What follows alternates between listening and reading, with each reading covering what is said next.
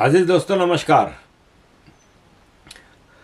अजीज दोस्तों, बलूचिस्तान ज़ियारत से जो हमला हुआ था बीएलए की तरफ से, उसमें 9 पुलिस वालों को उधर ही मार दिया था और 21 को अगवा करके ले गए थे और उनकी अब लाशें मिली हैं और कोहराम मचा हुआ है पूरे इलाके में। और ये है कि पाकिस्तान की सिक्योरिटी फोर्सेस को काफ़ी सवाल उठाए जा रहे हैं कि भाई साहब आपकी ज़िम्मेदारी है ना, आप जब पुलिस वालों की हिफाजत नहीं है। अब जो वहाँ पे लोग मौजूद थे उन्होंने ये कहा कि एक्चुअल में हमला हुआ जब, तो इधर से पुलिस वालों ने भी फायरिंग की, उधर से वो भी करते रहे, लेकिन पुलिस वालों के पास फिर बारूद ख़त्म हो गया, फिर असला ख़त्म हो गया, इनके पास कुछ असला नहीं था। ये लोग आए, 9 को मार दिया और बाकी को उठा कर लेके गए और बाद में उनकी लाशें मिली। अजीज़ दोस्तों, ये इस वक्त सिचुएशन है पाकिस्तान की। और अब वो जो एक हथियार है ना, पाकिस्तान की आर्मी अक्सर यूज़ करती है कि इंडिया से हल्की फुल्की जंग छेड़ दो, पूरी कौम मुत्तहिद हो के आपके पीछे खड़ी होगी। इस वक्त वो सिनेरियो नहीं है, इसलिए कि इंडिया से छेड़छाड़ आप करते रहते थे, अब नहीं कर सकते। आपको पता है इस बार इंडिया छेड़छाड़ का जवाब फिर बहुत तगड़ा देगा। और पानी के ऊपर आप कितना बोलते रहे। That India seeks to weaponize water. This carries dangerous implications not only for Pakistan's economy but also for regional stability and international peace and security. Pakistan has exercised restraint and responsibility, and we remain committed to dialogue and peaceful resolution of disputes.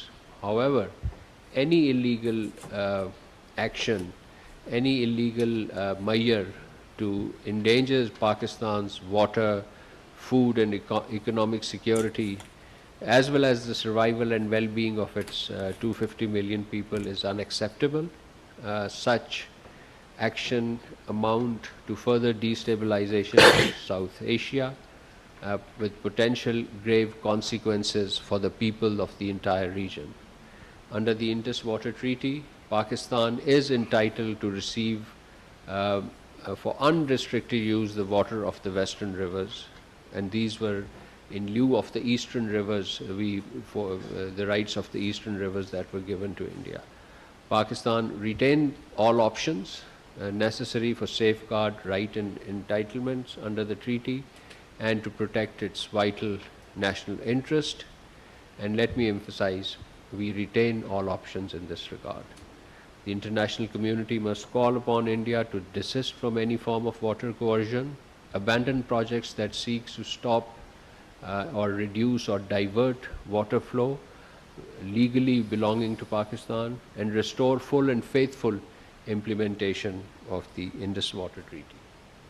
वे पानी हमारी life line है, यहाँ बंद करके दिखाओ। हम ये पिछले 1.5 साल 1.25 साल से इंडिया ने इंडस वाटर ट्रीटी सस्पेंड कर दिए, ख़त्म कर दिए, और अब इंडिया अपनी मर्ज़ी के फैसले कर रहा है पानी के हवाले से। आप सिर्फ बातें कर रहे हो। ये भी सोचना चाहिए कि दुश्मन जो है वो आपके ख़िलाफ़ क्या साजिशें कर रहा है, और दुश्मन जो है वो आपका भारत जो है वो अब पाकिस्तान को बंजर बनाने के लिए क्या साजिशें कर रहा है। अब वो साजिश नहीं रही, अब वो एक बाकायदा उनका एक उन्होंने ऐलान कर दिया है, और जो ऐलान है वो सामने आया है। हिमाचल प्रदेश के गवर्नर गोविंदर गुप्ता जो हैं उन्होंने इस साजिश का पोल खोल दिया है, और उन्होंने बताया जी कि चनाब ब्यास मंसूबा जो है तकरीबन 9 किलोमीटर लंबी सुरंग की तामीर का प्लान है, यानी दरिया चनाब पे एक सुरंग खोदी जाएगी जिस पे 2325 करोड़ रुपए भारतीय रकम जो है वो खर्च होगी, और मंसूबे का मकसद चनाब का पानी सुरंग के जरिए दरिया ब्यास में मुंतकिल करना है। भारत इस सुरंग के जरिए सालाना 2 मिलियन एकड़ फुट पानी चनाब से मोड़ लेगा। मंसूबे पर काम का आगाज़ 2026 में हो चुका है और जुलाई 2029 तक ये मुकम्मल हो जाएगा। और ये जो भारत का इकदाम है ये यूनाइटेड नेशंस वाटर कन्वेंशन 1997 और वियना कन्वेंशन 1989 के आर्टिकल 60 और सिंध तास मुआहदे की खुली खिलाफ वर्जी है। तो एक तरफ तो भारत जो है वो पाकिस्तान को बंजर बनाने का मंसूबा बनाया नहीं बैठा, मंसूबे पे अमल दरामद शुरू कर दिया, और अगले 3 साल में वो ये कह रहे हैं कि हम पाकिस्तान में हरियाली ख़त्म कर देंगे और मैं कोट अनकोट बता रहा हूँ कि एक जो इंडियन जर्नलिस्ट है उसने ये कहा है अपने चैनल पर कि पाकिस्तान में हरियाली जो है, हरा रंग, वो सिर्फ पाकिस्तान के झंडे में रह जाएगा, हम पाकिस्तान से हरियाली ख़त्म कर देंगे, ये उनका मंसूबा है।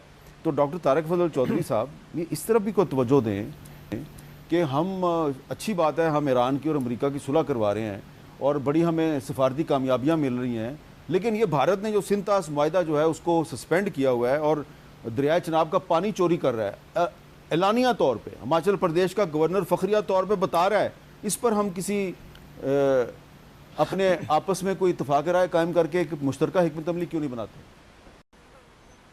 और ये है कि अपने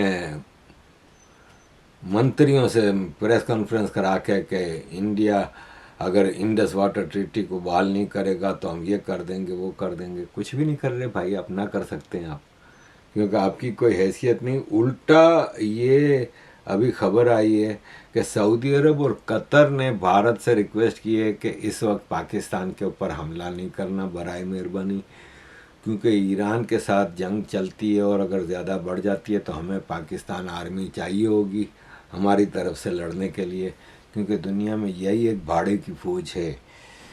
सऊदी अरेबिया और कतर इसके पीछे हैं। वो समझते हैं कि पाकिस्तान के साथ लड़ाई झगड़े इंडिया मत करे, बिकॉज पाकिस्तान की हमें ज़रूरत है जी। अगर पाकिस्तान आपके साथ मुलवस हो गया तो हमारा हमें कौन प्रोटेक्ट करेगा? और वैसे भी पाकिस्तान पे अटैक तो सऊदी अरब पे अटैक होगा ना, तो समथिंग लाइक दैट। तो उनको भी फिक्र है कि अगर कुछ हुआ तो सऊदीज़ पे प्रेशर बढ़ जाएगा, पाकिस्तान पे प्रेशर बढ़ जाएगा, सबका नुकसान हो जाएगा। तो उनकी तरफ से भी प्रेशर है इंडिया के ऊपर के पाकिस्तान से पंगा मसला। तो ऐसे में अब आप ये बताइए कि सऊदी अरब कतर अभी से इस जंग को रुकवाने की कोशिश कर रहे हैं, जो कह तो पाकिस्तान रहा है कि हम शुरू करेंगे, लेकिन इंडिया काफ़ी एक गट फीलिंग कह लें या काफ़ी जगहों से सुनने में भी आता है कि कहीं ना कहीं खिचड़ी पक रही है। इंडिया एक लॉन्ग टर्म सॉल्यूशन की तरफ जा रहा है पाकिस्तान के हवाले से। थोड़ा बहुत बीच में चाइना वो करता है, लेकिन फिर चाइना के हवाले से इंडिया के पास करने को बहुत कुछ है।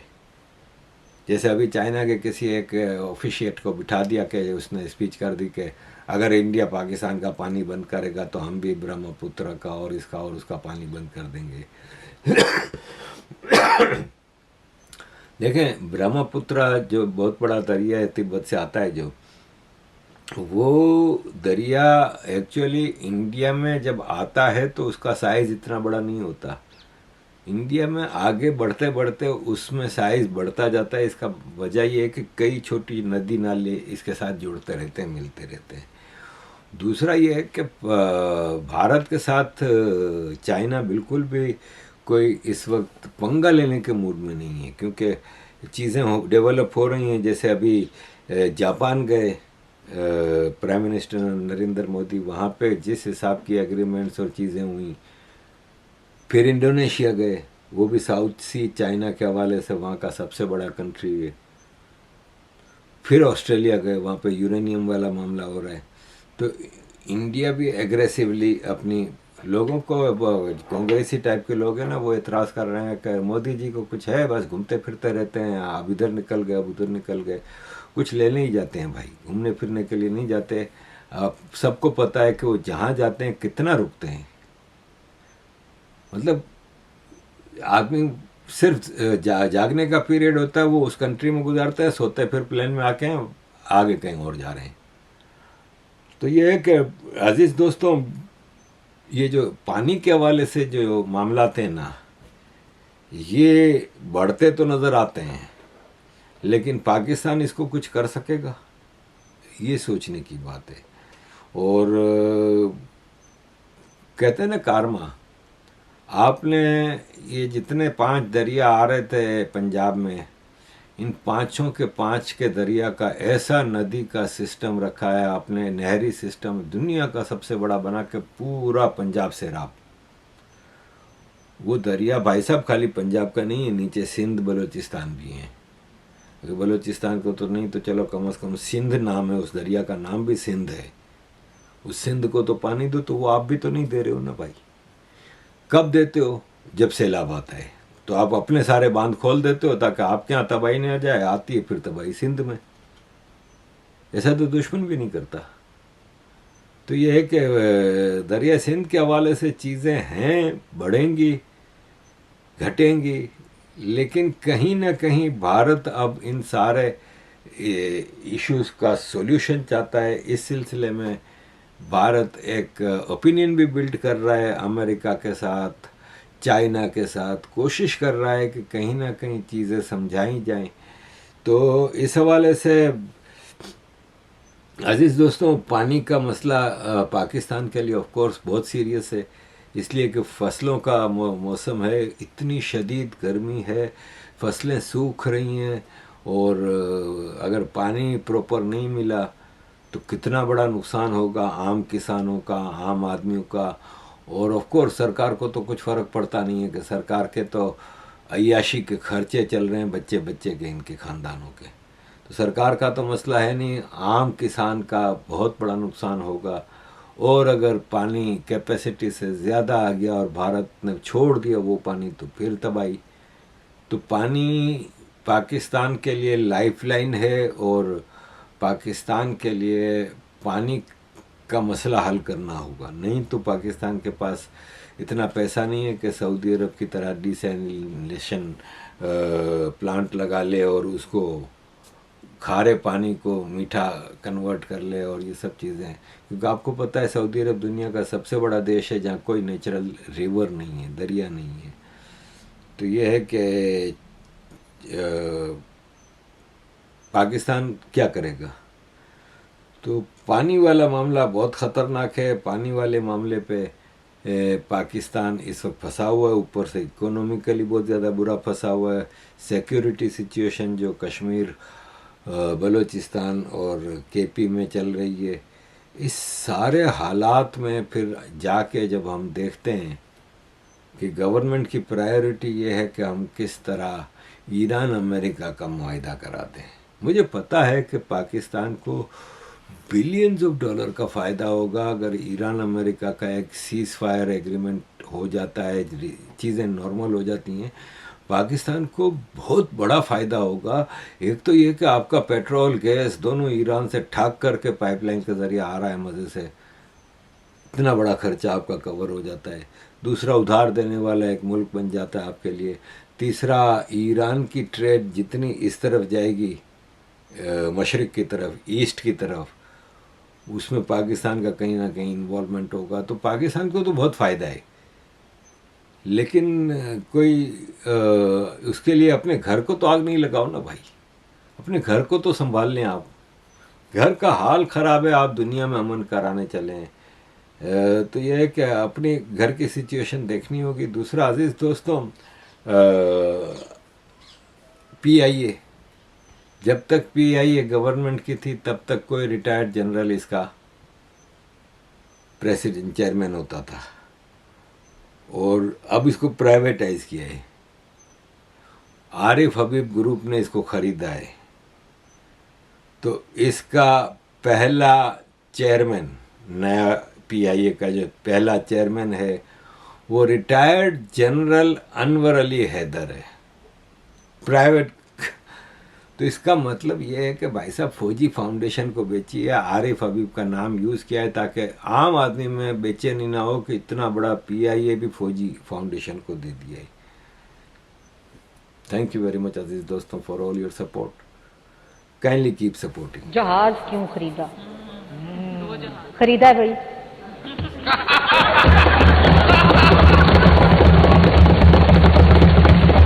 फरवरी 2026 से अवाम यही सोच रही थी कि पता नहीं अब ये जहाज की खबर सच्ची है कि नहीं। G500 एयरक्राफ्ट जो कि प्राइवेट VIP ट्रांसपोर्ट के लिए पंजाब गवर्नमेंट ने खरीदा है, मरियम औरंगजेब साहिबा ने कबूल कर लिया।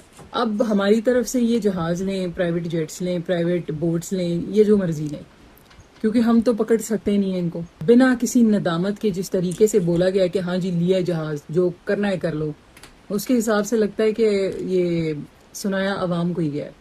तो जो इन्होंने करना है वो तो ये करते रहेंगे। पाकिस्तान में हम रोए जा रहे हैं कि भाई हिफाजत का निज़ाम कोई नहीं है। छोटे बच्चों के खिलाफ क्राइम्स हो रहे हैं, औरतों के खिलाफ क्राइम्स हो रहे हैं, डकैतियाँ, चोरियाँ, मर्डर्स, सड़कें कच्ची हैं, साफ पीने का पानी नहीं है, 14-14 घंटे मुल्क में लोड शेडिंग हो रही है।